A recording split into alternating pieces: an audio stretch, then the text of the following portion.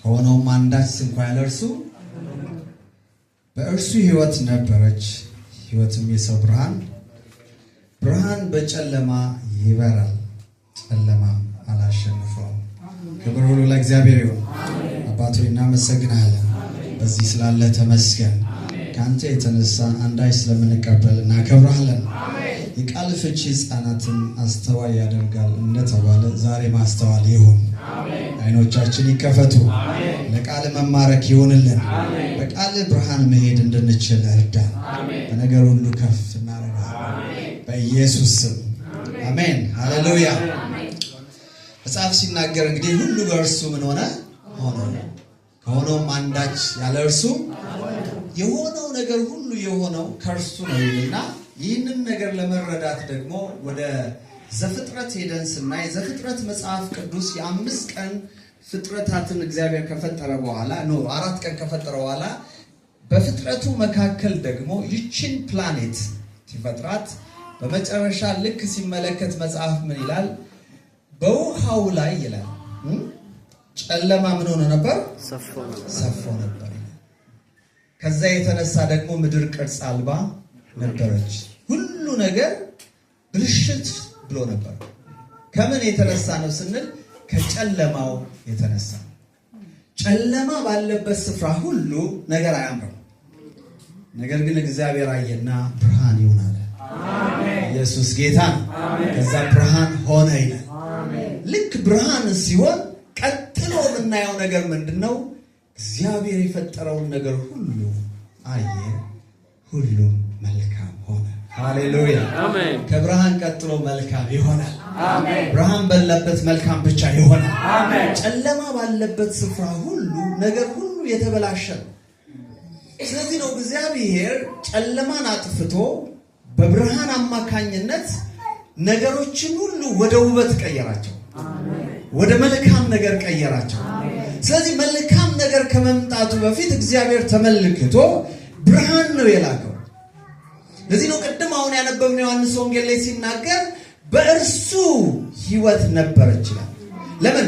ነገር ሁሉ የተሰራው በእርሱ ነው ካለ ባለ ሁሉ በእርሱ ሆነ፣ ያለ እርሱ አንዳች ምን አልሆነም። በእርሱ ሕይወት ነበረች። ሕይወት ማን ነች ሲባል ሕይወትም ብርሃን ነበረች። ብርሃንም ደግሞ ምን ይሆናል አለ? በጨለማ ላይ ይበራል። ጨለማ ምን አላረገውም? አላሸነፈውም። ይሲ አሁን ጉዳዩ ምንድነው?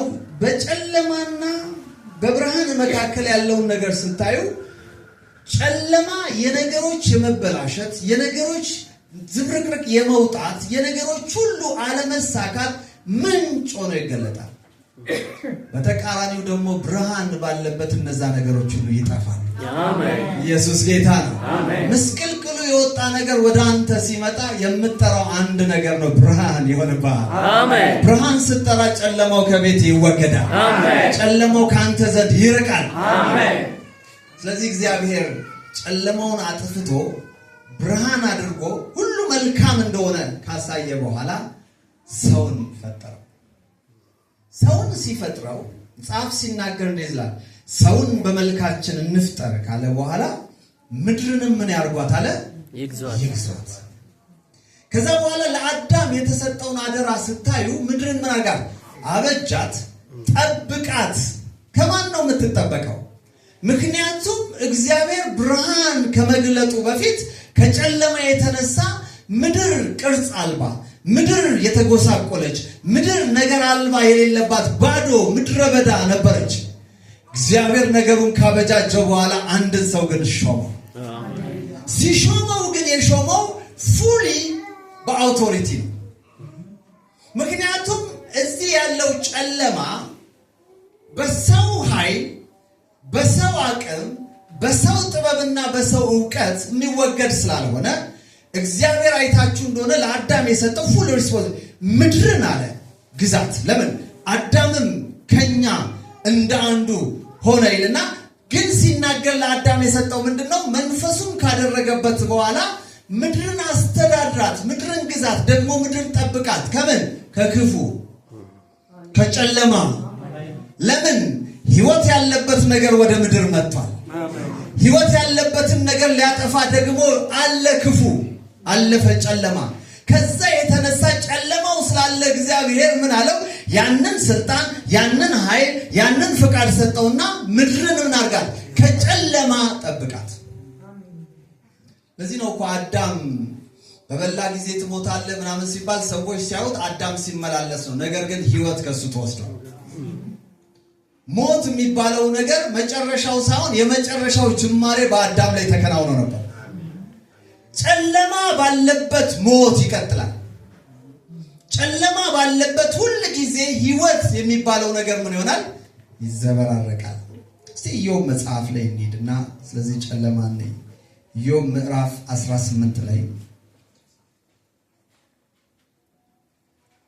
ቁጥር 5 እንደዚህ ይላል፣ የኃጢአተኛ መብራት ይጠፋል፣ የእሳቱም ነበልባል ብልጭ አይልም። ብርሃን በድንኳን ውስጥ ይጨልማል፣ መብራቱም በላዩ ይጠፋል። የኃይሉም እርምጃ ትጠባለች፣ ምክሩም ትጥለዋለች። እግሩ በወጥመድ ትያዛለች፣ በመርበብም ላይ ይሄዳል። አሸክላ ሰኮናውን ይይዛል፣ ወስፈንጥርም ይበረታበታል። በምድር ላይ የሸምቀቆ ገመድ፣ በመንገዱም ላይ ወጥመድ ለእርሱ ተሰውራለች። ድንጋጤ በዙሪያው ታስፈራዋለች፣ በስተኋላውም ሆና ታባርረዋለች።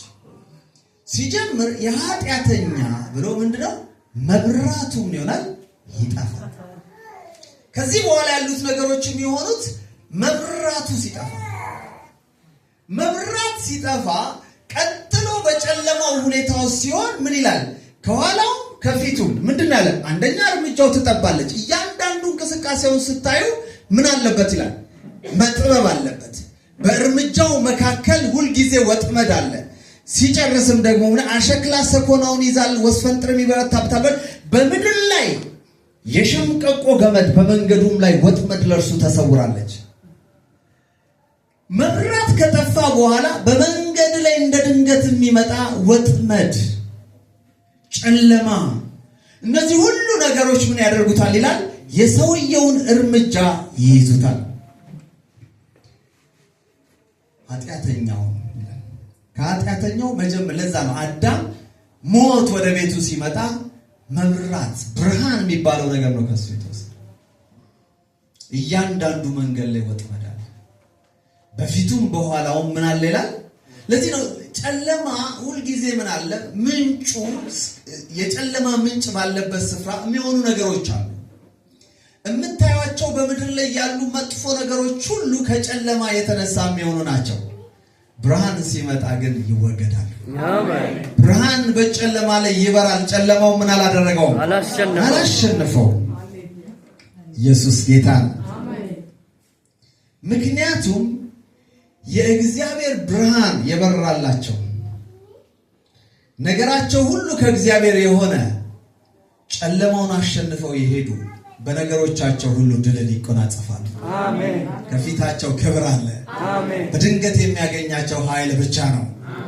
ኢዮብ 29 ላይ 3 ላይ እንደዚህ ይላል፣ በራሴ ላይ መብራት በበራ ጊዜ እኔም ጨለፋውን አልፌ በብርሃን ሄድኩኝ። ኢየሱስ ጌታ ነው።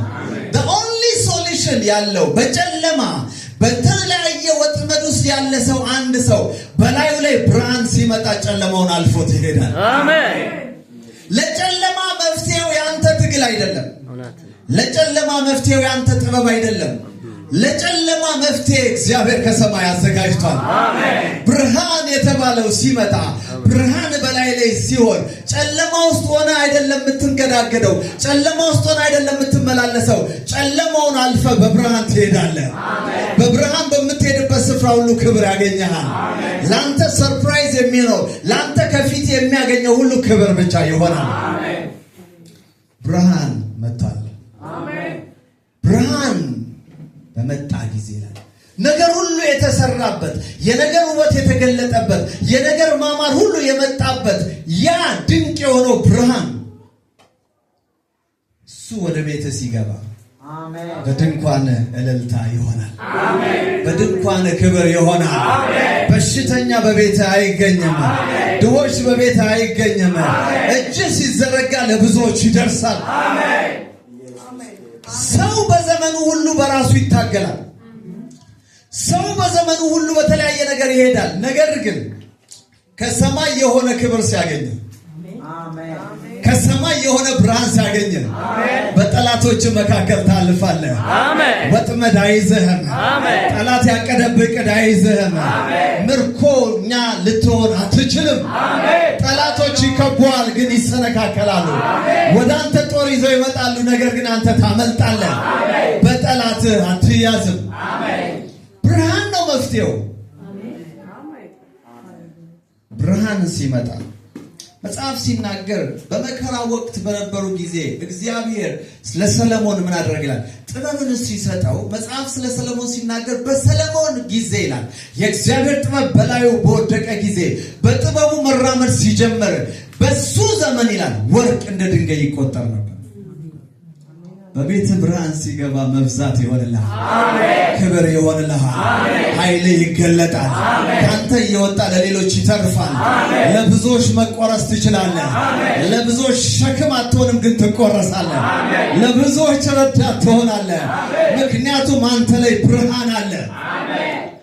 ብርሃን ሲመጣ ብዙ ጊዜ ሰው ብርሃን አየነው እኮ ወንጌል ላይ ምን አለ? በእርሱ ብሎ የሚያወራው ስለማን ነው? ስለ ክርስቶስ። በእርሱ ህይወት ነበረች። ህይወት ደግሞ የሰው ምንድነች? ብርሃን ነች። ሰው ህይወት ሲኖረው ብርሃን ይሞላል። ብርሃን ሲሞላው ጨለማ ጥሎት ይሄዳል። አንተ ጨለማ ላይ ሆነ እንኳን ብርሃን በላይ ሲመጣ ጨለማ ጥሎ ይሄዳል። ለምን? ብርሃን በበራበት ስፍራ ጨለማ ማሸነፍ አይችልም።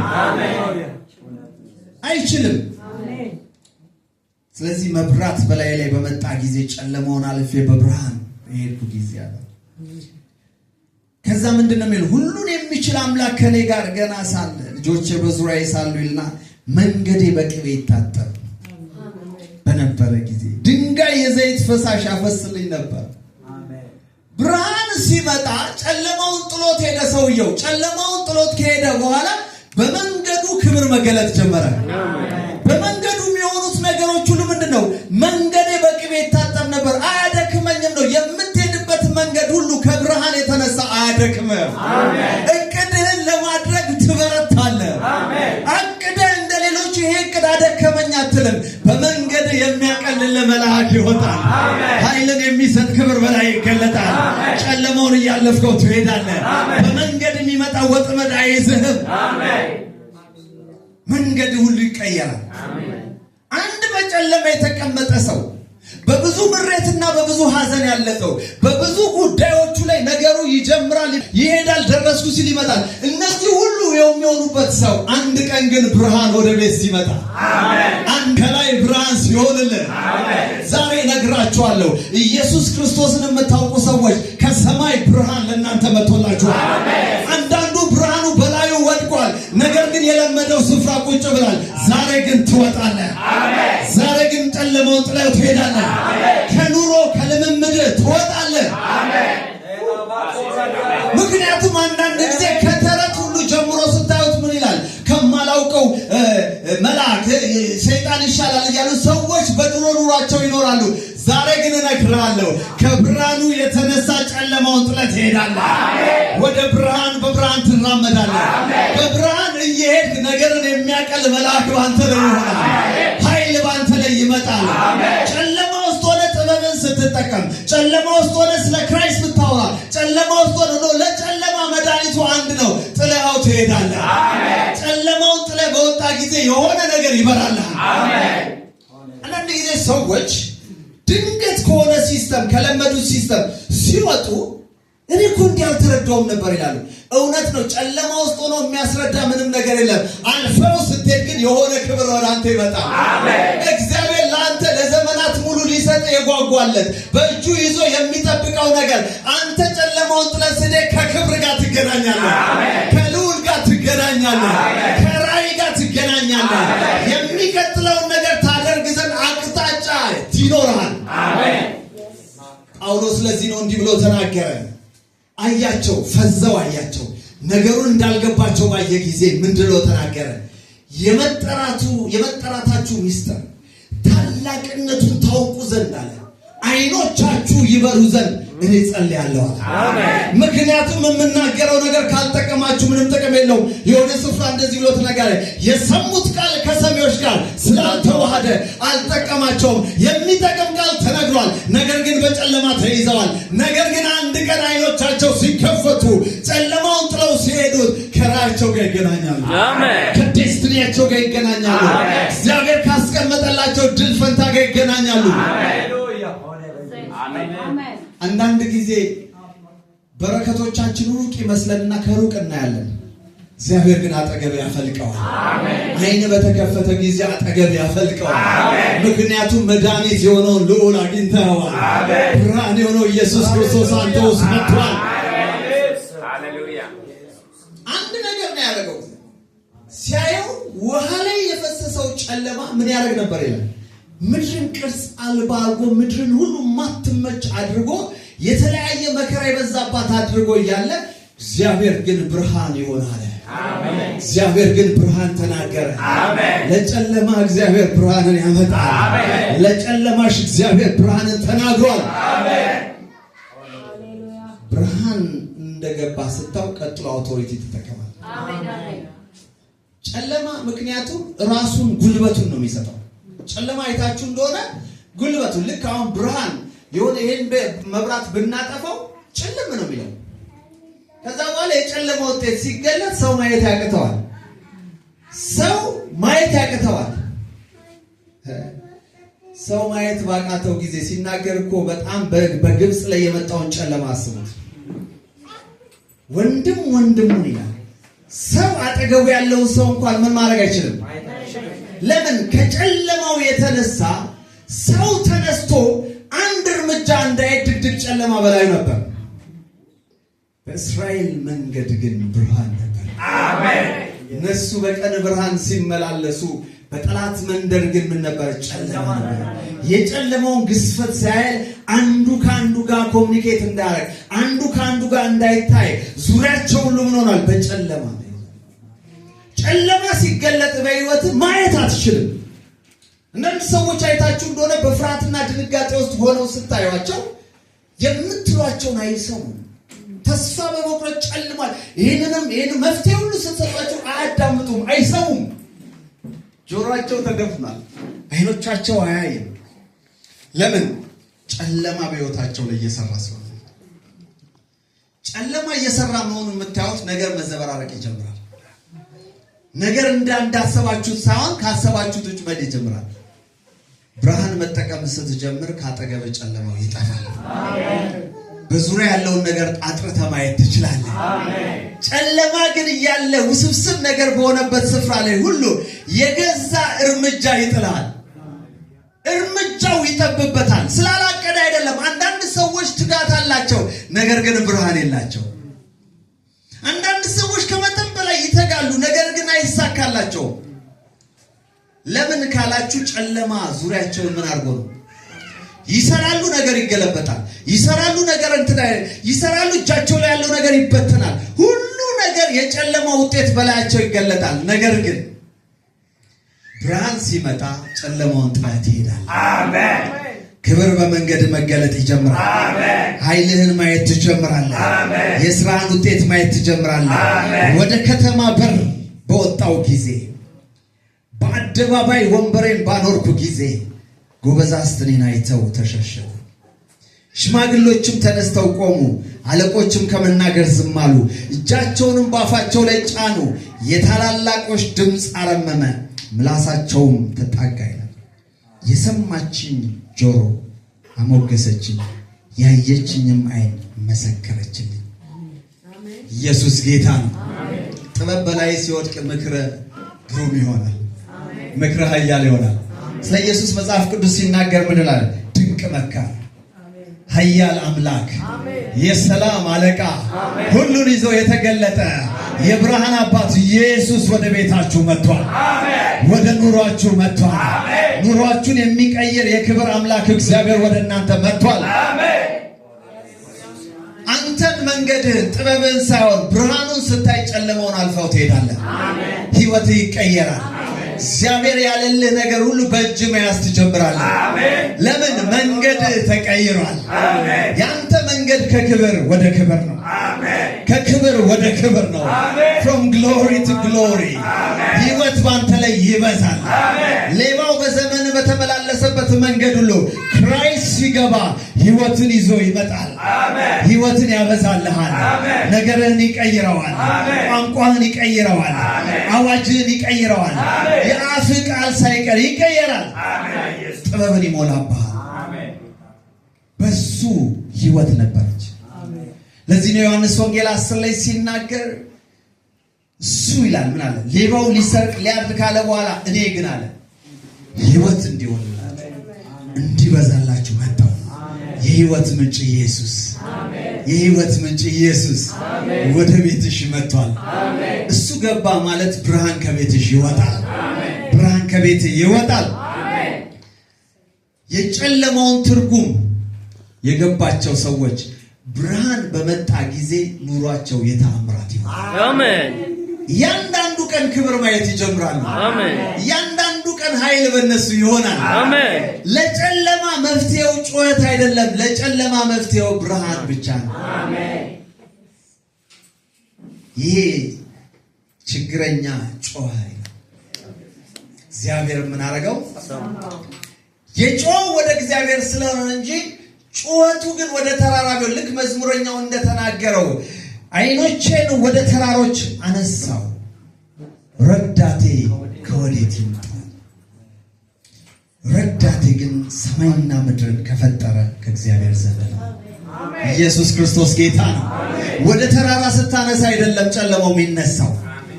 ዓይኖችን ወደ ግራም ወደ ቀኝም ስላደረክ አይደለም።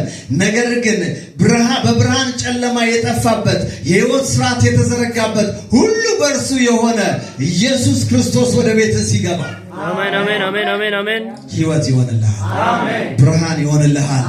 ጨለማው ካንተ ይወገዳል። የጨለማ ማንኛውም ትርጉሞች ካንተ ሕይወት ይጠፋሉ።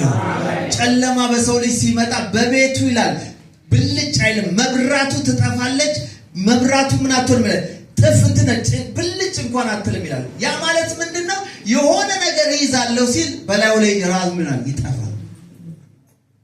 ለዚህ ነው አንዳንድ ጊዜ የጠላት አሰራር በዙሪያቸው ያለ ሰውና ጠላት ሁሉ ጊዜ መረቡን ዘርግቶ የከበባቸው ሰዎች በሆነ ጉዳይ እንጆይ አድርገው ሲሄዱ ልክ ሊያልቅ ሲል የሆነ ነገር ይዝባቸዋል።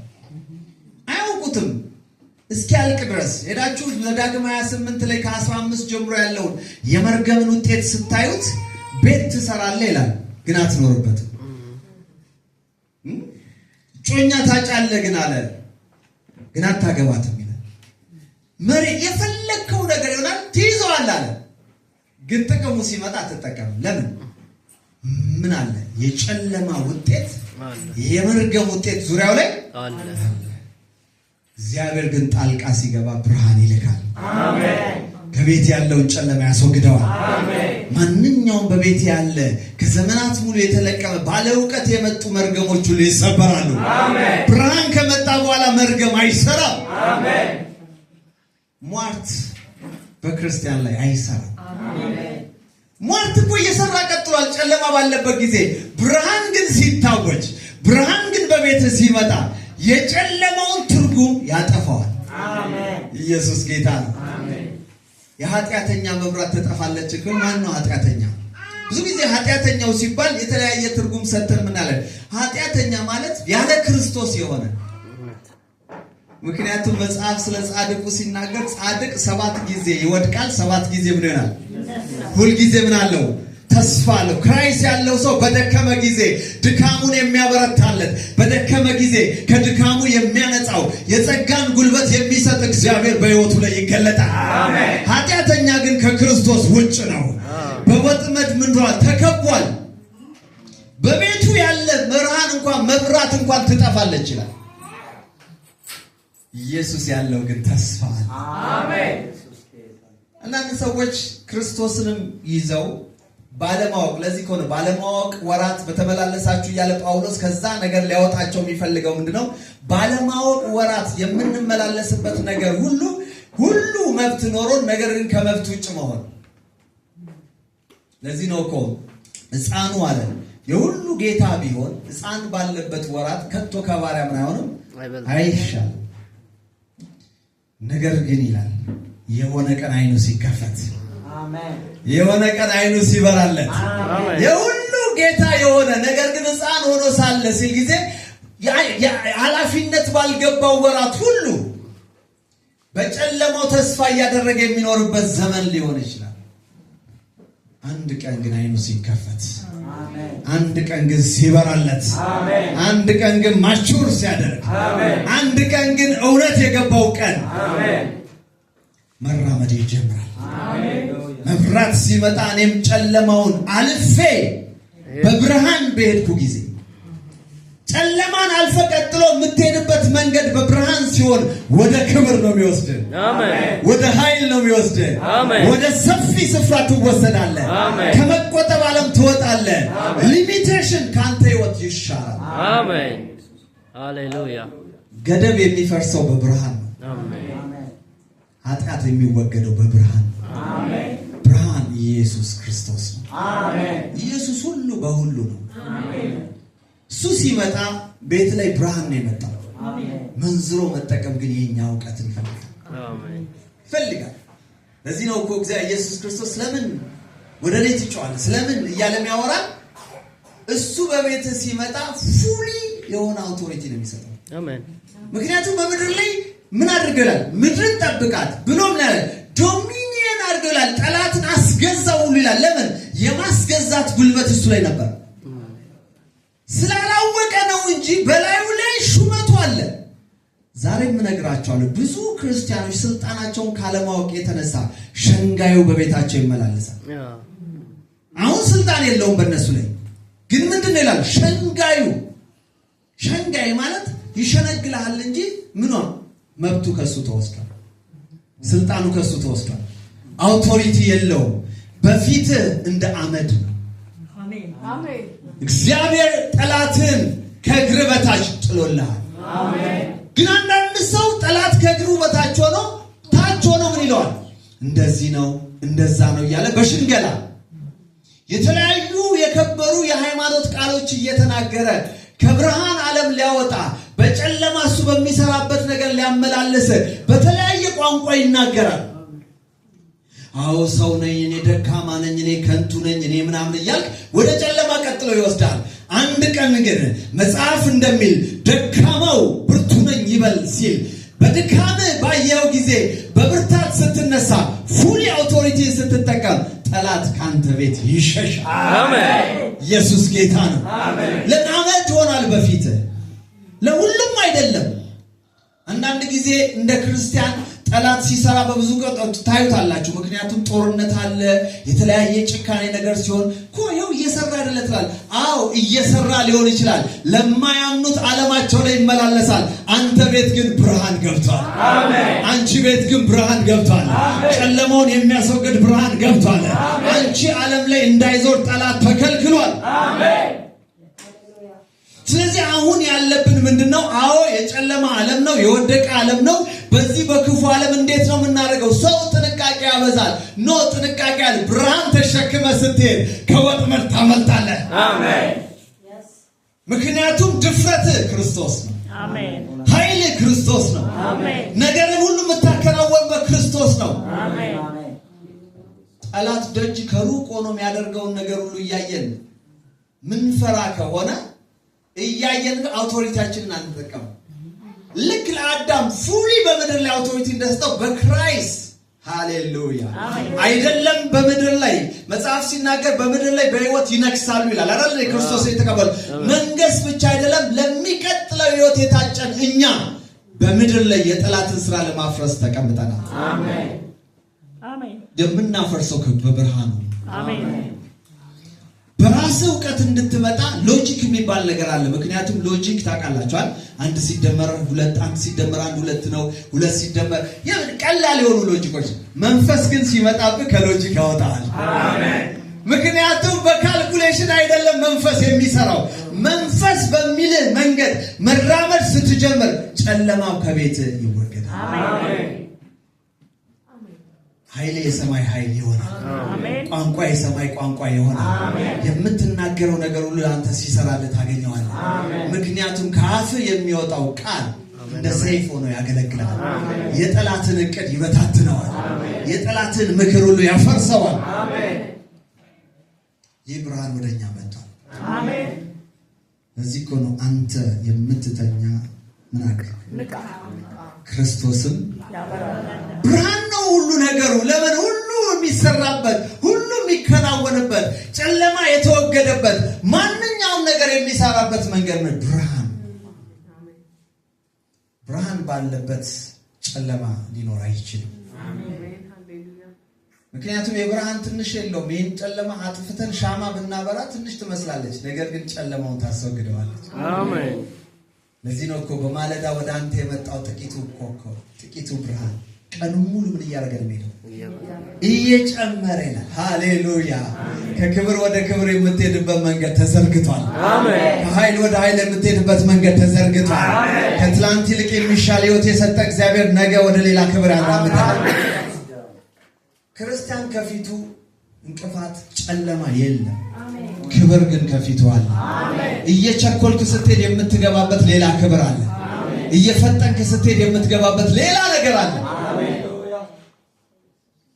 ያንን ለማየት ነው መውጣት ያለብን። ለምን? የኛ መንገድ ላይ የተደረጉ ነገሮች አሉ። መንገዴ በቅቤ ይታጠብ ነበር። ወደ አደባባይ በወጣኝ ጊዜ ናል ጎበዛዝት አይተው ይላል። ያ ማለት ምንድነው? ብርሃን ለብሰህ ስትሄድ አንተ ማታስተውለው ክብር በሰዎች ዘንድ ይታይልሃል። ኢየሱስ ጌታ ነው። ታውሳውሳላችሁ ሙሴ ከተራራው ላይ በወረደ ጊዜ ላይ ሙሴ አያውቅም፣ የሆነውን ነገር አያውቅም። እላዩ ላይ ግን የሚያበራ ክብር ነበር። ሊመለከቱት የማይችሉት ክብር በላዩ ላይ ነበር።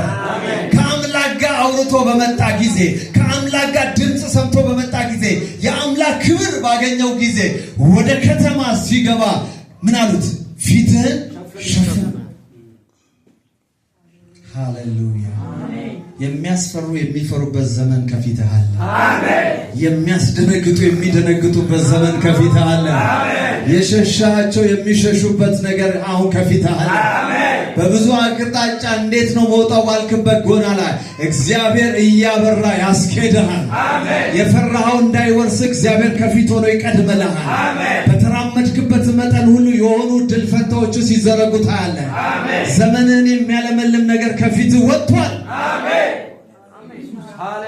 አንዳንድ ሰው ከፊት መሄድ ይፈራል። ነገር ግን ያንተ መንገድ ከክብር ወደ ክብር ስለሆነ ከቆምክበት ይልቅ የተሻለ ነገር ከፊትህ አለ። ኢየሱስ ጌታ ነው።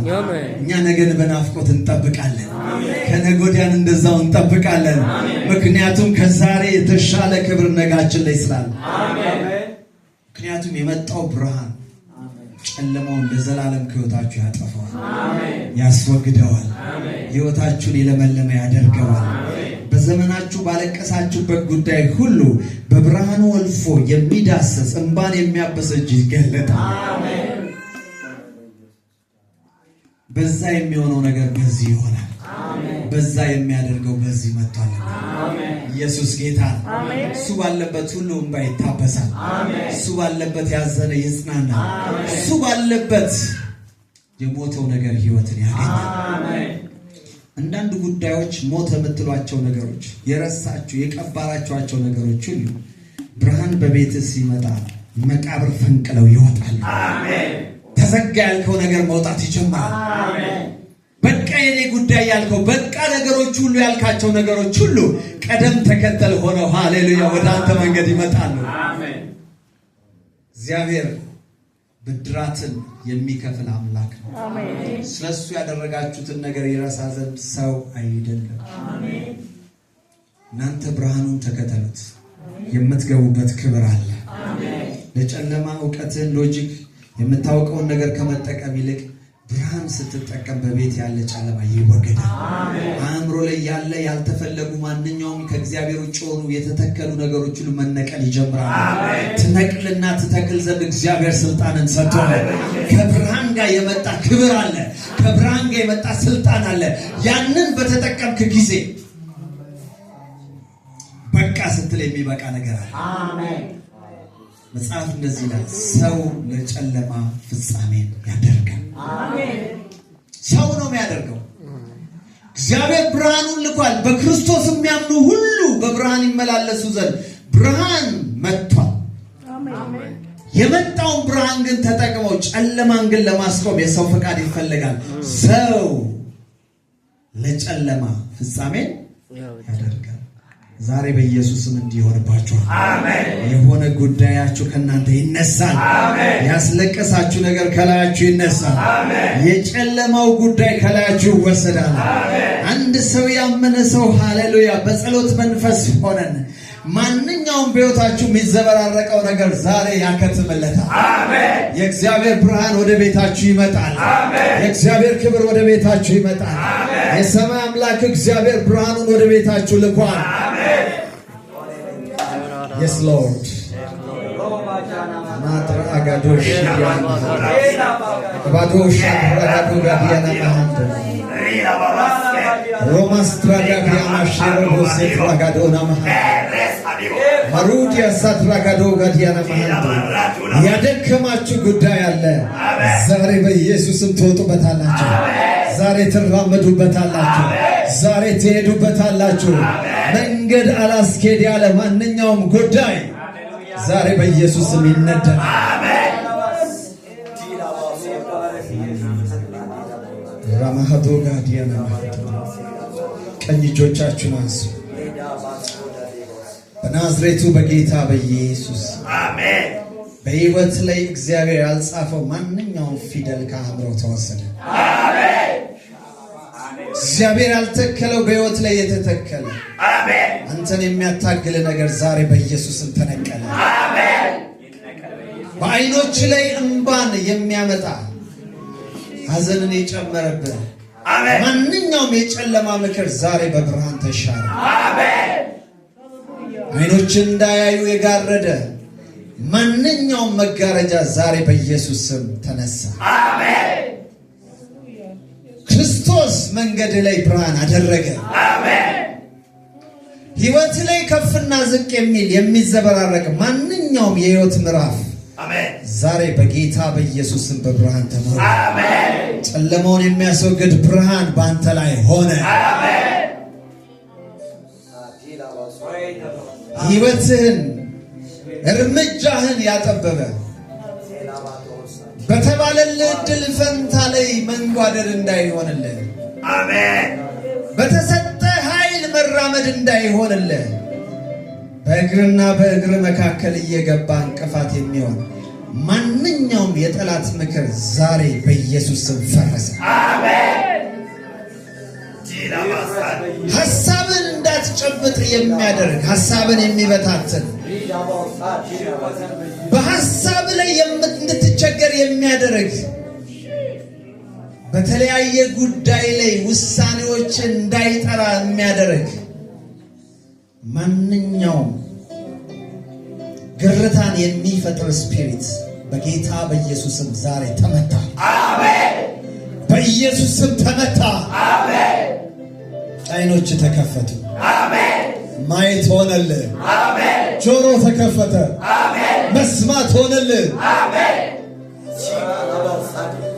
በሕይወት ዘመን ሁሉ እግዚአብሔር አስቦልህ ያልሰማቸው የክብር የሆኑ የተስፋ ቃሎች አሁን ወደ ጆሮ መንኳላቸው። አሜን። ጳውሎስ ወደ ሦስተኛ ሰማይ በተወሰደ ጊዜ ሰው ሊሰማ የማይገባውን ቃል ሰማው እንዳለ ዛሬ ምሽት በጌታ በኢየሱስም የከበረ ቃል ትሰማለህ። የከበረ ቃል ትሰማለህ። ወጥመድን የሚያፈርስ ቃል ትሰማለህ። በፍጥነት የሚያራምድ ቃል ትሰማለህ።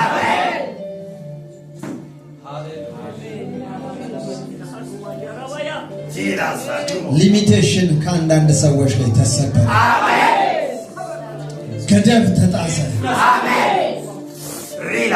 በአንድ ሰርክል ውስጥ አስገብቶ የሚያሽከረክር የጠላት መንፈስ ህዝቡን ከቃዴስ ወደ ቃዴስ ሲያመላለስ የነበረ አንተም ላይ አጥር ያደረገ ዛሬ በጌታ በኢየሱስም አጥሩ ፈረሰ። እግዚአብሔር አንድ ቀን መጥቶ ከቃዴስ ወደ ቃዴስ መዞር ይብቃ ብሎ እንደጮኸ ዛሬ በኢየሱስ ስም ከሰርክል የሚያወጣ ድምፅ መጣለ። ከሰርክል የሚያወጣ ድምፅ መጣለ። በሆነ ጉዳይ እየሄድክ እዛው ጋር የምትሽከረከርበት የሽክርክሮሽ ሕይወት ዛሬ በኢየሱስ ስም በአንተ ላይ እናገራለሁ። አበቃ፣ አበቃ።